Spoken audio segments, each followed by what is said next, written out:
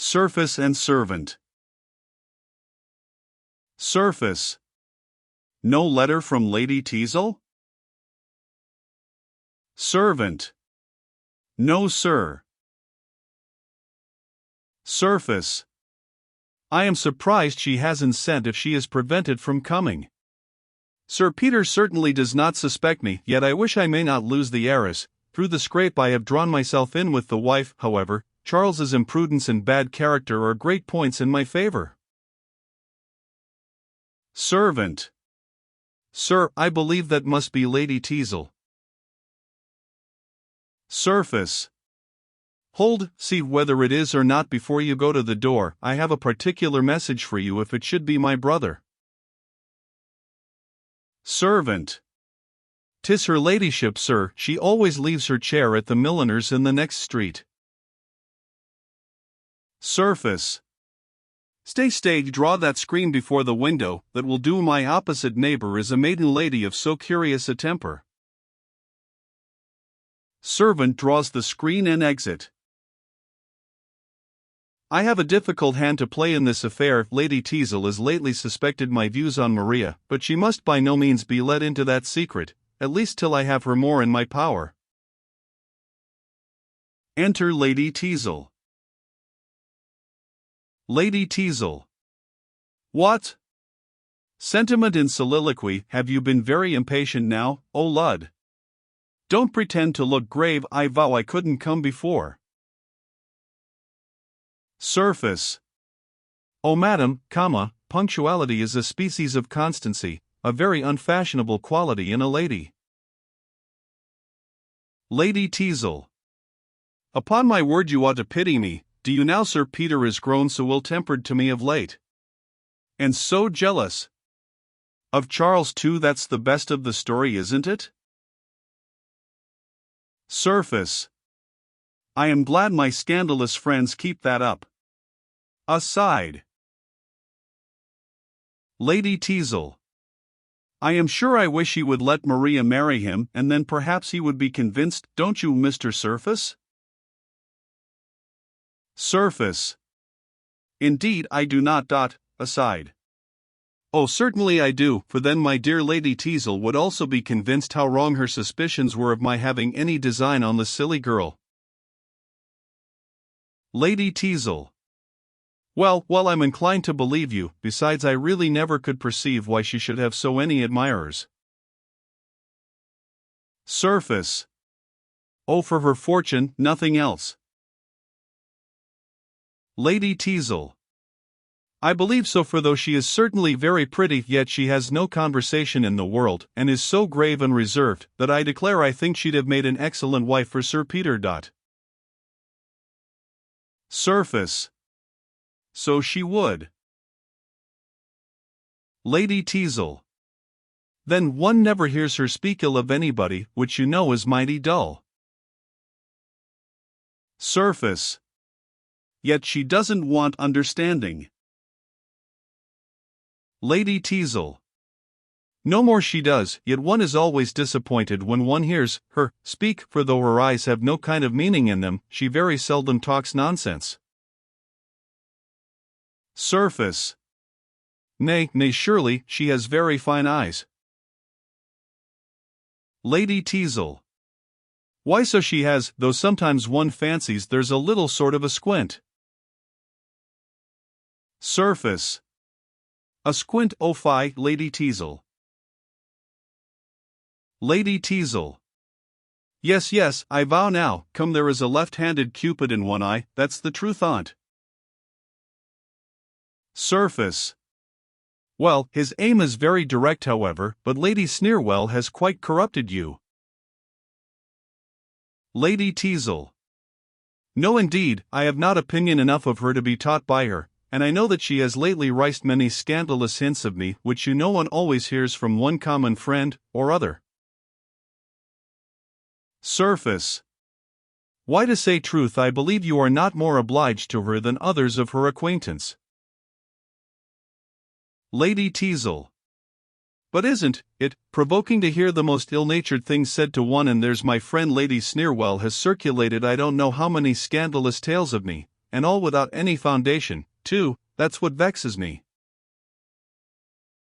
Surface. I, madam, to be sure that is the provoking circumstance, without foundation. Yes, there's the mortification indeed, for when a slanderous story is believed against one, there certainly is no comfort like the consciousness of having deserved it. Lady Teazle. No, to be sure, then I'd forgive their malice, but to attack me, who am really so innocent, and who never say an ill-natured thing of anybody, that is, of any friend. And then Sir Peter too, to have him so peevish and so suspicious, when I know the integrity of my own heart, indeed 'tis monstrous. Surface. But my dear Lady Teazle, 'tis your own fault if you suffer it. When a husband entertains a groundless suspicion of his wife and withdraws his confidence from her, the original compact is broke, and she owes it to the honor of her sex to endeavor to outwit him. Lady Teazle. Indeed, so that if he suspects me without cause, it follows that the best way of curing his jealousy is to give him reason for it. Surface. Undoubtedly, for your husband should never be deceived in you, and in that case it becomes you to be frail in compliment to his discernment. Lady Teazle. To be sure, what you say is very reasonable, and when the consciousness of my own innocence. Surface. Ah, my dear madam, there is the great mistake. 'Tis this very conscious innocence that is of the greatest prejudice to you. What is it makes you negligent of forms and careless of the world's opinion? Why, the consciousness of your innocence. What makes you thoughtless in your conduct and apt to run into 1,000 little imprudences? Why, the consciousness of your innocence. What makes you impatient of Sir Peter's temper, and outrageous at his suspicions? Why, the consciousness of your own innocence. Lady Teazle. 'Tis very true. Surface. Now, my dear Lady Teazle, if you but once make a trifling faux pas, you can't conceive how cautious you would grow, and how ready to humor and agree with your husband. Lady Teazle. Do you think so? Surface. Oh, I'm sure, aunt, and then you'd find all scandal would cease at once, for in short your character at present is like a person in a plethora, absolutely dying of too much health. Lady Teazle. So, then I perceived your prescription is that I must sin in my own defense, and part with my virtue to preserve my reputation. Not. Surface. Exactly so, upon my credit, ma'am. Lady Teazle. Well, certainly this is the oddest doctrine, and the newest receipt for avoiding calumny. Surface. An infallible one, believe me. Prudence, like experience, must be paid for. Lady Teazle. Why, if my understanding were once convinced. Surface. Oh, certainly, madam, your understanding should be convinced. Yes, heaven forbid I should persuade you to do anything you thought wrong. No, I have too much honor to desire it. Lady Teazle. Don't you think we may as well leave honor out of the argument? Rises. Surface. Ah, the ill effects of your country education, I see, still remain with you. Lady Teazle. I doubt they do indeed, and I will fairly own to you, that if I could be persuaded to do wrong it would be by Sir Peter's ill usage, sooner than your honorable logic, after all. Surface. Then by this hand, which he is unworthy of. Enter servant. Steph, you blockhead, what do you want? Servant. I beg your pardon, sir, but I thought you wouldn't choose Sir Peter to come up without announcing him? Surface. Sir Peter owns the devil. Lady Teazle. Sir Peter. Oh, Lud. I'm ruined. Servant. Sir, 'twasn't I let him in. Lady Teazle. Oh, I'm undone. What will become of me now, Mr. Logic? Mercy, he's on the stairs, I'll get behind here, and if ever I'm so imprudent again. Goes behind the screen. Surface. Give me that book. Sits down, servant pretends to adjust his hair. Enter Sir Peter. Sir Peter. Ever improving himself, Mr. Surface. Surface. Oh. My dear Sir Peter, I beg your pardon, gaping and throws away the book. I have been dozing, over a stupid book. Well, I am much obliged to you for this call. You haven't been here, I believe, since I fitted up this room. Books, you know, are the only things I am a coxcomb in. Sir Peter. 'Tis very neat indeed. Well, that's proper, and you make even your screen a source of knowledge, hung I perceive with maps. Surface. Oh yes, I find great use in that screen. Sir Peter. I dare say you must, certainly, when you want to find out anything in a hurry. Surface. Or to hide anything in a hurry either. Sir Peter. Well, I have a little private business, if we were alone. Surface. You needn't stay. Servant. No, sir. Exit servant. Surface. Here's a chair, Sir Peter, I beg. Sir Peter. Well, now we are alone, there is a subject, my dear friend, on which I wish to unburthen my mind to you, a point of the greatest moment to my peace. In short, my good friend, Lady Teazle's conduct of late has made me very unhappy. Surface. Indeed, I'm very sorry to hear it. Sir Peter. Yes, 'tis but too plain she has not the least regard for me, but what's worse, I have pretty good authority to suspect that she must have formed an attachment to another. Surface. Indeed. You astonish me. Sir Peter. Yes, and between ourselves, I think I have discovered the person. Surface. How, you alarm me exceedingly. Sir Peter. Ah, my dear friend, I knew you would sympathize with me. Surface. Yes, believe me, Sir Peter, such a discovery would hurt me just as much as it would you. Sir Peter. I am convinced of it. It is a happiness to have a friend whom one can trust even with one's family secrets, but have you no guess who I mean? Surface. I haven't the most distant idea. It can't be Sir Benjamin Backbite. Sir Peter. Oh no. What say you to Charles? Surface. My brother, impossible. Oh no, Sir Peter, you mustn't credit the scandalous insinuations you hear. No, Charles, to be sure, has been charged with many things, but I can never think he would meditate so gross an injury. Sir Peter. Ah! My dear friend, the goodness of your own heart misleads you, you judge of others by yourself. Surface. Certainly, Sir Peter, the heart that is conscious of its own integrity is ever slowest to credit another's treachery. Sir Peter. True, but your brother has no sentiment, you never hear him talk so.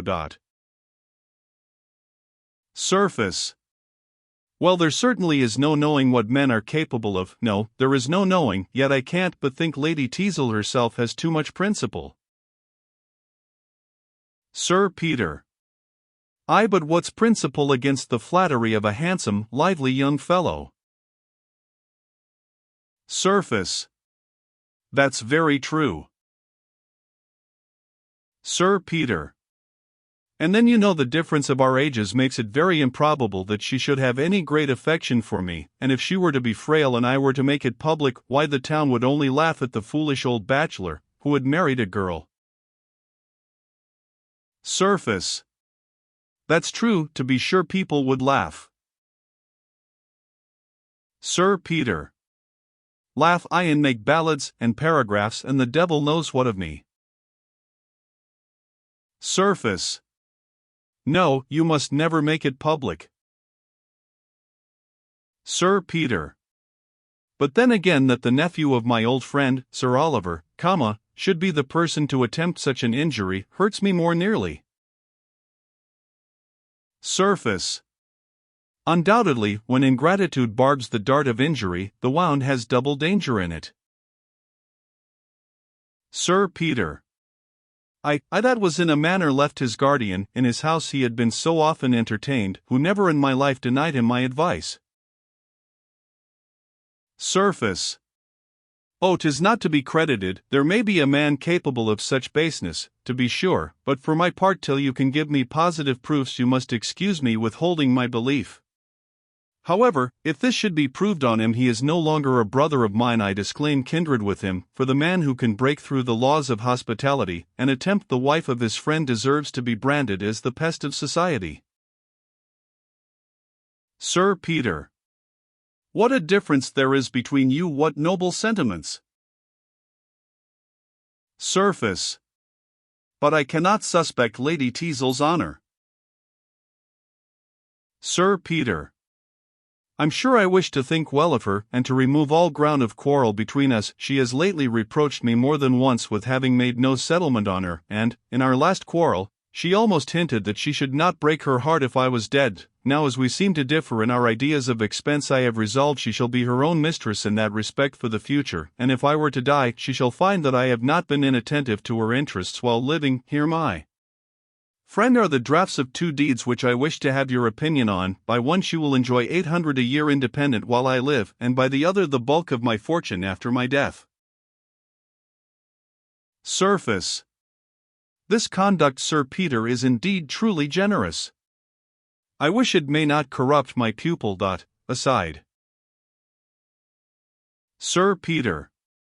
Yes, I am determined she shall have no cause to complain, though I would not have her acquainted with the latter instance of my affection yet awhile.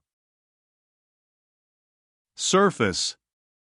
Nor I, if I could help it. Sir Peter. And now, my dear friend, if you please, we will talk over the situation of your hopes with Maria. Surface. No, Sir Peter, another time if you please, softly.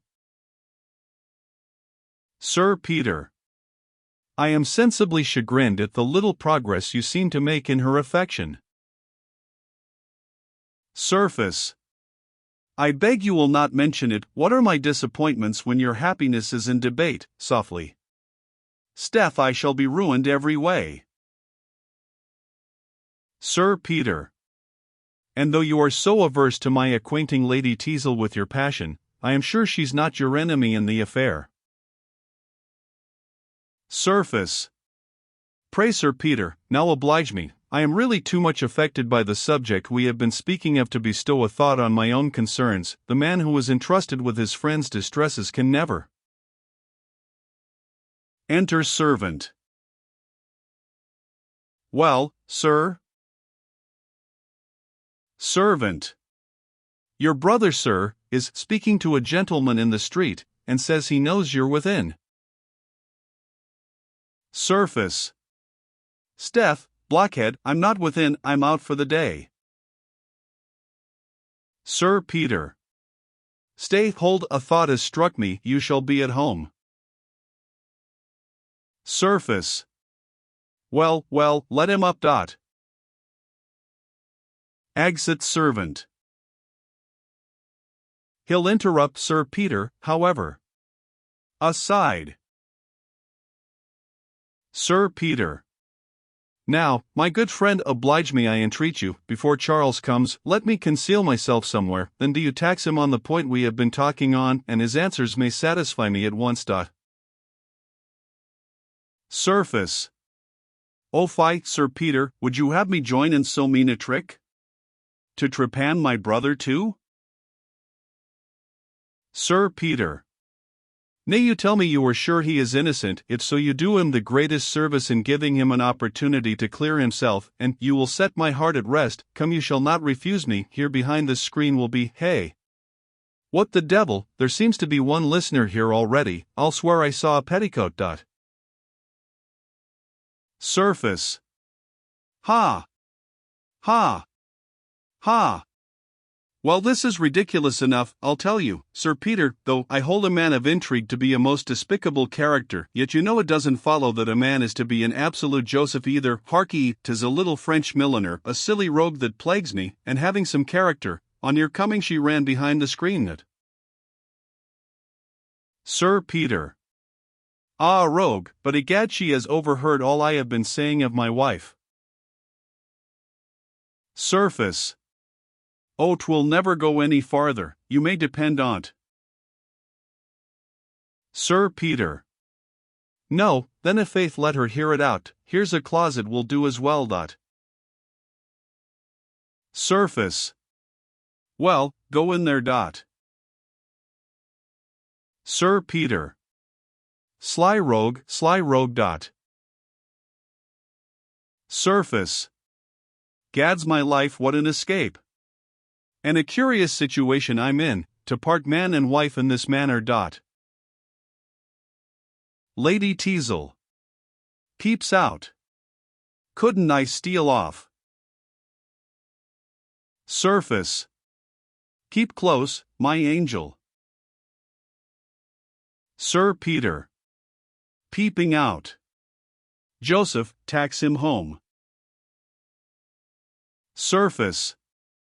Back, my dear friend. Lady Teazle. Peeping out. Couldn't you lock Sir Peter in? Surface. Be still, my life. Sir Peter. Peeping. You're sure the little milliner won't blab?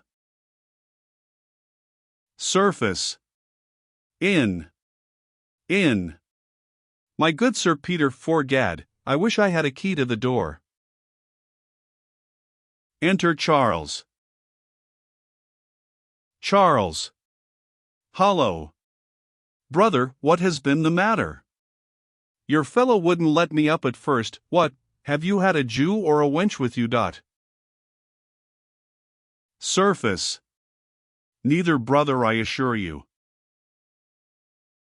Charles. But what has made Sir Peter steal off? I thought he had been with you. Surface.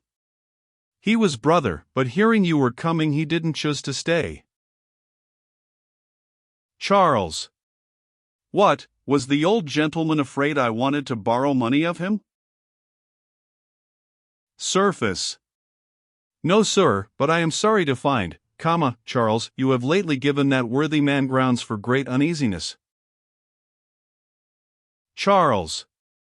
Yes, they tell me I do that to a great many worthy men, but how so, pray? Surface. To be plain with you, brother, he thinks you are endeavoring to gain Lady Teazle's affections from him. Charles. Who I, O Lud?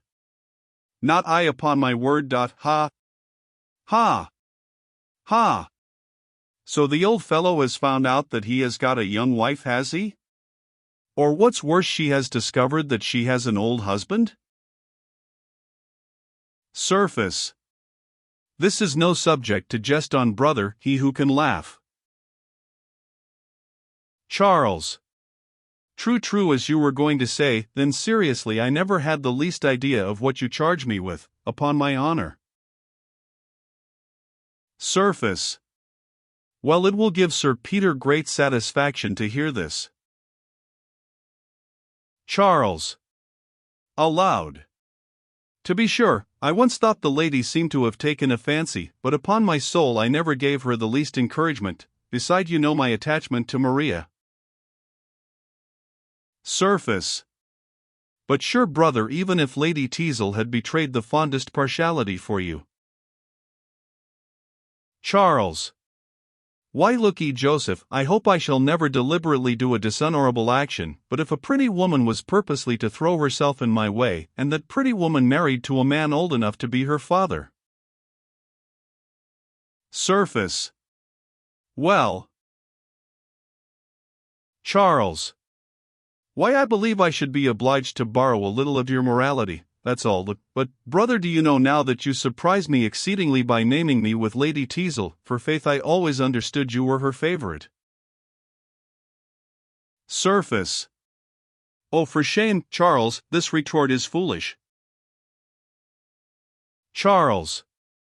Nay, I swear I have seen you exchange such significant glances.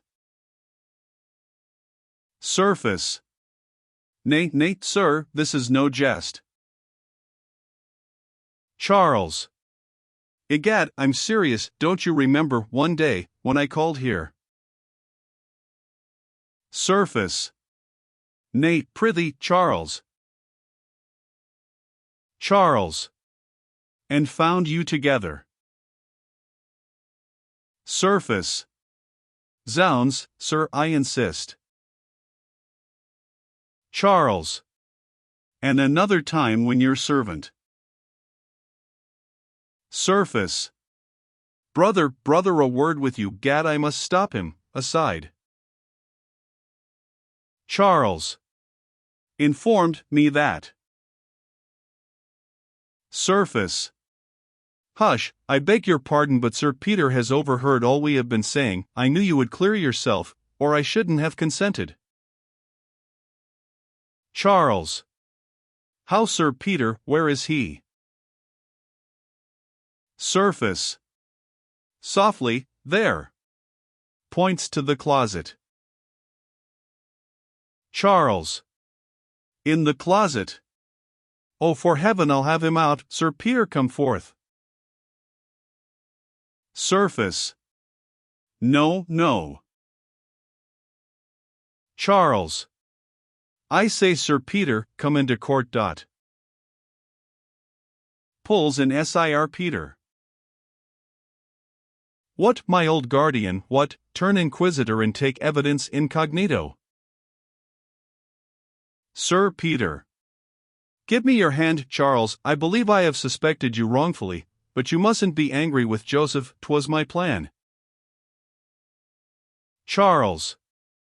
Indeed. Sir Peter.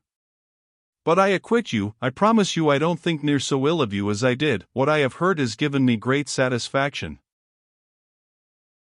Charles. Egad, then 'twas lucky you didn't hear any more. Wasn't it Joseph? Sir Peter. Ah! You would have retorted on him. Charles. That was a joke. Sir Peter. Yes, I know his honor too well. Charles. Yet you might as well have suspected him as me in this matter, for all that, mightn't he, Joseph? Sir Peter. Well, I believe you. Surface. Would they were both out of the room?